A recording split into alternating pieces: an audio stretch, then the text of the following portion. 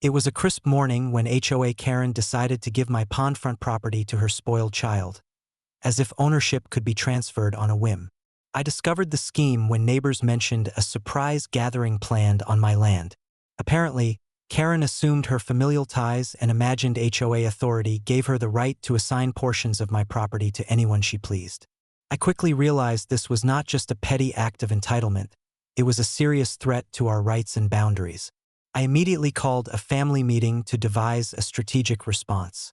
My spouse, experienced in legal matters and tactical operations, outlined a plan that would assert our ownership decisively, protect the property, and prevent any future encroachment. The solution had to be legal, effective, and visible, a message both to HOA Karen and the neighborhood that boundaries were non-negotiable. First, we built a new barrier around the pondfront.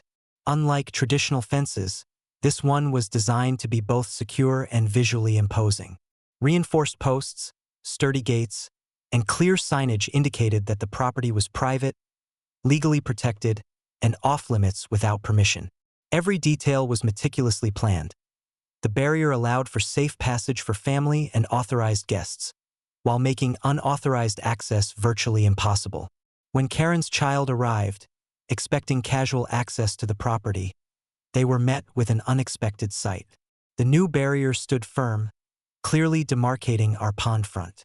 My spouse, calmly standing beside the entrance, explained that the land belonged to our family and that any attempt to claim it without permission would be considered trespassing.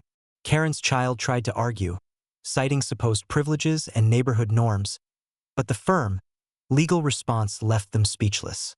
To reinforce the message, we documented the entire situation. Photographs of the barrier, timestamps, and notes on the child's arrival and attempted access. Local law enforcement was made aware that the property was fully secured and that any unauthorized entry would result in immediate action. This prevented escalation while ensuring legal coverage. The response had an immediate effect. Karen's attempt to claim the pondfront had failed, and her child was forced to retreat, realizing that entitlement had limits. Neighbors witnessed the event, gaining a clear understanding of property rights, legal boundaries, and the consequences of attempting to overreach. Karen, who had likely imagined a quick and easy assertion of control, now had to confront the reality that her schemes could be countered effectively, lawfully, and decisively. In the following weeks, the barrier became more than just a physical structure.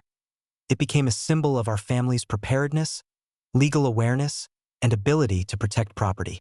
HOA Karen's attempts to manipulate ownership or access were neutralized, and the neighborhood recognized that audacity alone could not trump legality, planning, and calm authority. Ultimately, this incident reinforced a vital lesson. When boundaries are respected, property rights are upheld, and strategic legal action is employed, entitlement and assumed authority are powerless.